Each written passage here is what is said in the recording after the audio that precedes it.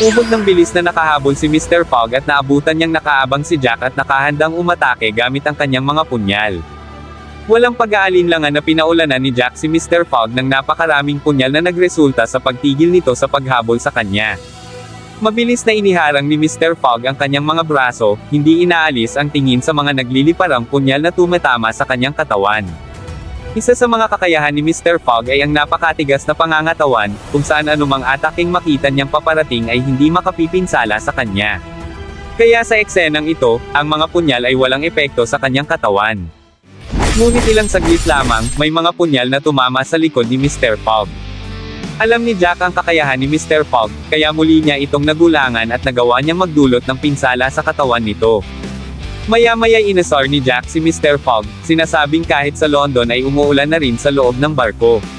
Tahimik lang na nakatingin si Mr. Fogg, na alam niyang ito na ang pangalawang beses